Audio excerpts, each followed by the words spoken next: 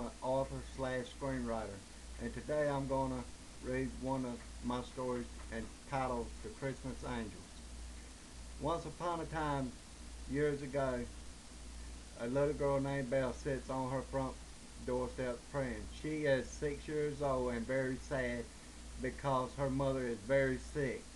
Beth always would pray that her mother, Sarah, would make it through the Christmas holidays.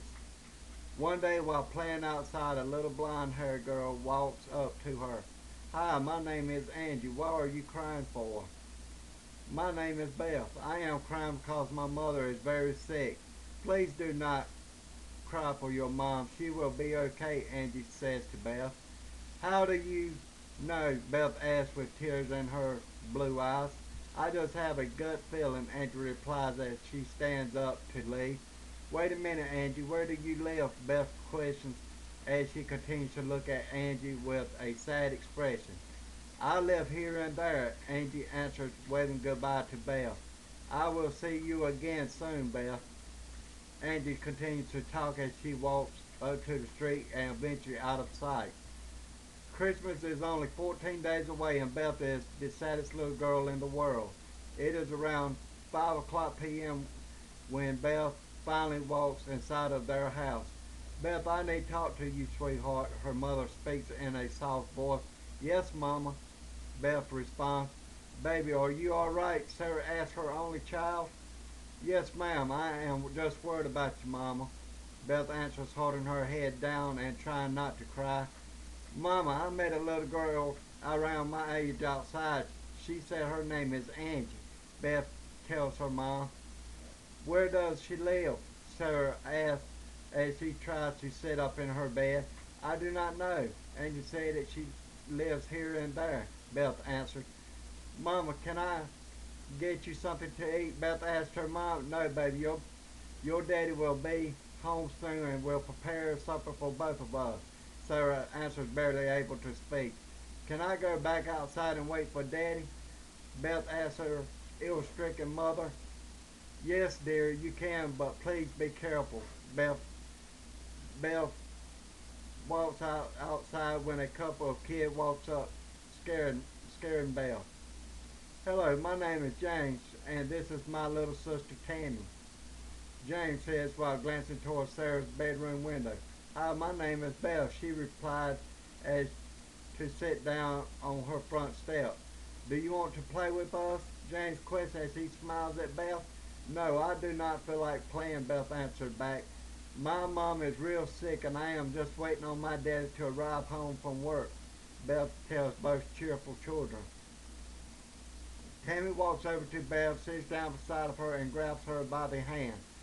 When James and I go to sleep tonight, we will say a special prayer for your mother, if that is okay with you. Tammy says to Beth as a shooting star shoots across the night sky. Will you do that for us? Beth asks. Sure. We lost our mother and daddy 1 year ago, Tammy tells Beth. What happened to them? Beth asks in a sad voice. We do not like to talk about it, James interrupts, glancing at Tammy. Okay, Beth says to them when she sees her daddy drive up. Daddy, these are my new friends James and Tammy. Beth introduces them in a happy voice. Jim looks around but does not see anyone. Okay, Beth, tell your friends good night and let's go inside to check on your mama, he said with confusion across his face. Good night, James and Tammy. Will both of you come by tomorrow?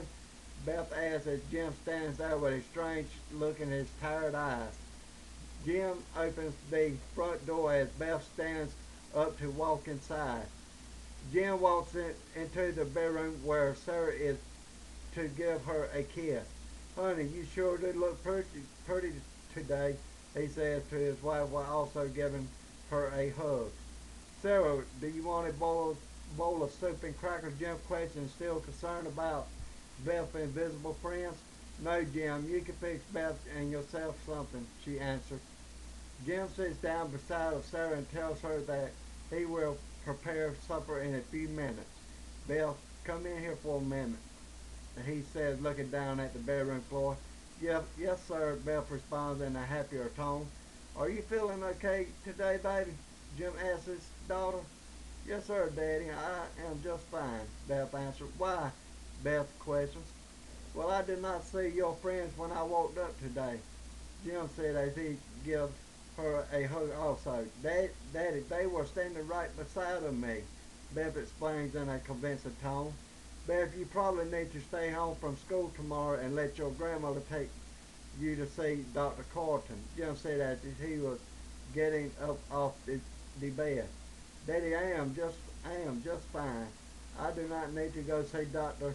Carlton, Beth responds as she walks out of her mother, mother's bedroom.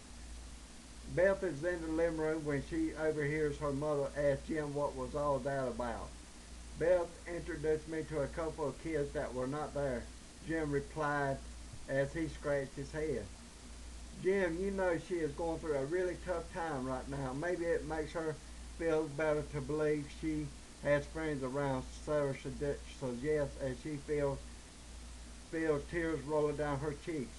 Jim reaches over to wipe her face as she tries to breathe normal again through an oxygen mask. I am so sorry. Jim speaks as he throws the paper towel into a nearby trash can. I will be more understanding, Jim continues. Go cook some supper and tell Beth to get her bath water ready. Sarah speaks, breathing heavily.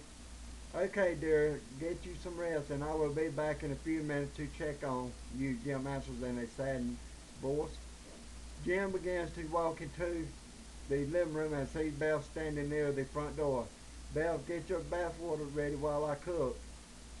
Beth walks inside the bathroom and begins to run her water when she hears a noise coming from the outside. Beth, it is me, Angie whispered. What do you want, Angie? Beth asked as the cold wind blows through the window. We are so hungry. Will you please fix James, Tammy, and myself of a sandwich? Angie asked in a soft voice.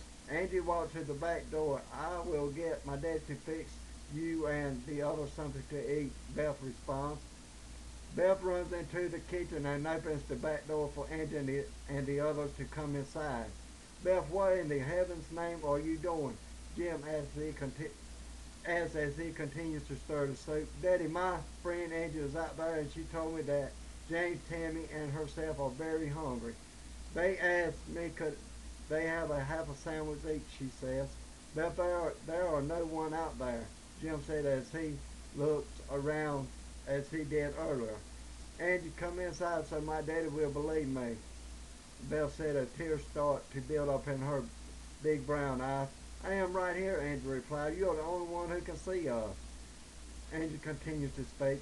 Why am I the only one who can see you? Beth questioned with a confused expression on her face. James, Tammy, and myself are angels.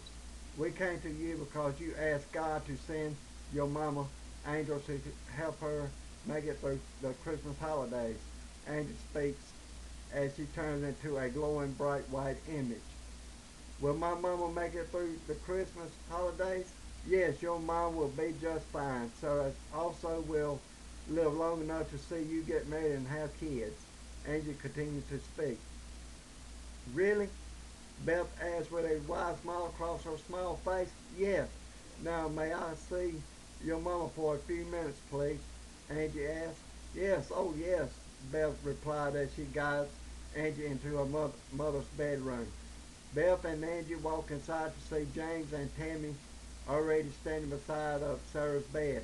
Mama, these are my friends I told you and Daddy about. This is Angie, Tammy, and James, Beth says. Beth, there is not anyone here. Beth, Sarah replied with deep concern in her sad brown eyes. Mama, they are angels. Please believe me, Beth said in a pleading voice. Okay, honey, I believe you, Sarah said as she tries to smile. Man, do you believe in God and his angels? A small, gentle voice asked. Who said that? Sarah answers. My name is Tammy and I am one of God's angels. Where are you? Sarah asked as she looks around her room when all three of the little angels appear. Sarah rubs her eyes and could not believe what she is viewing. Sarah glances toward the ceiling and in a soft voice says, "Thank you, God, for sending your angels. We did not come to take you home. We came to tell you that you will be around to see Beth get married and have children of her own." James walks over to Sarah's bed and lays his hand on Sarah's head and said, "You will have a little boy in 8.5 months." "Are you serious?" Sarah questions with a smile. "Yes, ma'am. You do not need any more medication. God has heard Beth's prayers, and He will always watch over you and your family," Jane said as the angels disappeared.